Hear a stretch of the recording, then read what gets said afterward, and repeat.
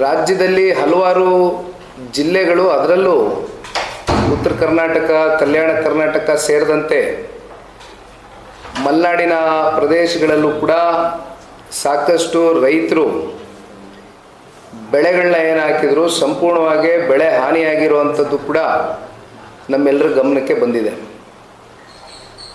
ಹತ್ತತ್ರ 1,42,000 ಹೆಕ್ಟರ್ ಜಮೀನು ಕೃಷಿ ಪ್ರದೇಶ ಇವತ್ತು ಬಹಳ ದೊಡ್ಡ ಮಟ್ಟದಲ್ಲಿ, ಅದರಲ್ಲೂ ಕಲ್ಯಾಣ ಕರ್ನಾಟಕ, ಉತ್ತರ ಕರ್ನಾಟಕ ಭಾಗದಲ್ಲಿ ಹತ್ತಿ ಬೆಳೆಯುವಂಥವ್ರು, ಮೆಕ್ಕೆಜೋಳ ಬೆಳೆಯುವಂಥವ್ರು, ತೊಗರಿ ಬೆಳೆಯುವಂಥವ್ರು, ಈ ರೀತಿ ಹಲವಾರು ಬೆಳೆಗಳನ್ನ ಏನು ಹಾಕಿದರು. ಈ ಬೆಳೆಗಳೆಲ್ಲ ಅತಿವೃಷ್ಟಿಯಿಂದ ಸಂಪೂರ್ಣವಾಗಿ ನಾಶ ಆಗಿದೆ. ಆದರೆ ಈ ವಿಚಾರಕ್ಕೆ ಸಂಬಂಧಪಟ್ಟಂತೆ ರಾಜ್ಯ ಸರ್ಕಾರ ಆಗಲಿ, ರಾಜ್ಯ ಸರ್ಕಾರದ ಉಸ್ತುವಾರಿ ಮಂತ್ರಿಗಳಾಗಲಿ ಯಾವುದೇ ರೀತಿಯಾದಂಥ ಸಂತ್ರಸ್ತರಿಗೆ ತುರ್ತಾಗಿ ನೆರೆಯನ್ನು ನೀಡ್ತಕ್ಕಂಥದ್ರ ಬಗ್ಗೆ ಇಲ್ಲಿವರೆಗೂ ಕೂಡ ಆಯಾ ಪ್ರದೇಶಗಳಿಗೆ ಭೇಟಿನೂ ಕೂಡ ಕೊಟ್ಟಿಲ್ಲ,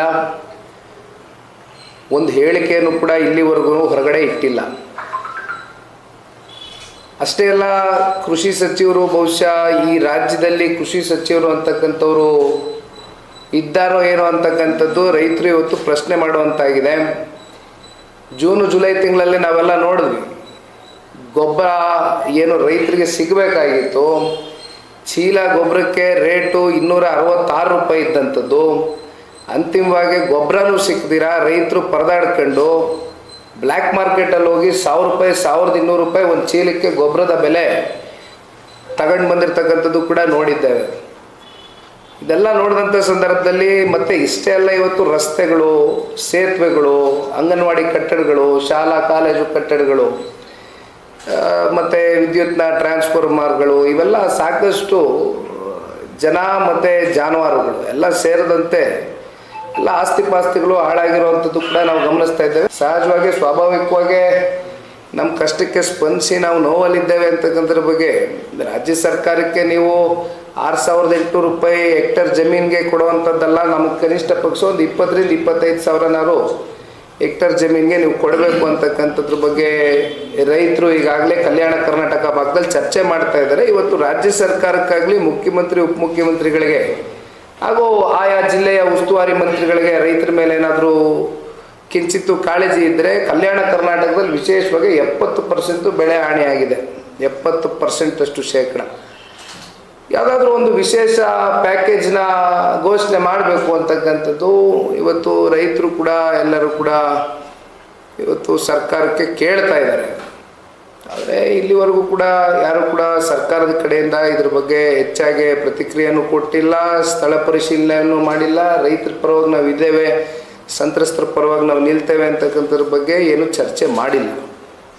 ಆದರೆ ಈಗಾಗಲೇ JDS ಪಕ್ಷದ ಕಡೆಯಿಂದ ಪಕ್ಷದ ವರಿಷ್ಠರು ಜೊತೆಯಲ್ಲಿ ನಮ್ಮ ನಾಯಕರುಗಳು ಎಲ್ಲರೂ ಸೇರಿ ಒಂದು ತೀರ್ಮಾನವನ್ನು ಮಾಡಿದ್ದೇವೆ.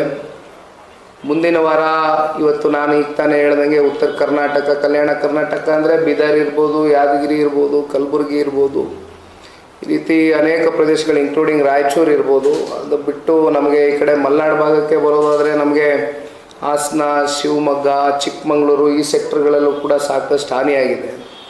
ಸೊ ನಾವು ಒಂದೆರಡು ತಂಡವನ್ನು ರಚನೆ ಮಾಡಿ ಜನತಾದಳ ಪಕ್ಷದ ವತಿಯಿಂದ ಅಲ್ಲಿರ್ತಕ್ಕಂಥ ಜಿಲ್ಲೆಯ ಜನಪ್ರತಿನಿಧಿಗಳು ಅಥವಾ ಮಾಜಿ ಶಾಸಕರು ಯಾರ್ಯಾರಿದ್ದಾರೆ ಎಲ್ಲ ನಾಯಕರೆಲ್ಲ ಸೇರಿ ಒಟ್ಟಾಗೆ ಮುಂದಿನ ವಾರ ಜನತಾದಳ ಪಕ್ಷದಿಂದ ನಾವು ಹೋಗಿ ಏನು ವಾಸ್ತವ ಸ್ಥಿತಿ ಇದೆ, ಏನೇನು ಎಷ್ಟೆಷ್ಟು ಆಸ್ತಿ ಪಾಸ್ತಿಗಳು ಡ್ಯಾಮೇಜ್ ಆಗಿವೆ, ರೈತರಿಗೆ ಏನೇನು ಸಂಕಷ್ಟ ನೋವಿನಲ್ಲಿದ್ದಾರೆ ಅಂತಕ್ಕಂಥದ್ರ ಬಗ್ಗೆ ಅವರ ಕೃಷಿ ಜಮೀನುಗಳಿಗೆ ಭೇಟಿಯನ್ನು ಕೊಡಬೇಕು ಅಂತಕ್ಕಂಥದ್ದನ್ನ ನಿರ್ಧಾರ ಮಾಡಿದ್ದೇವೆ.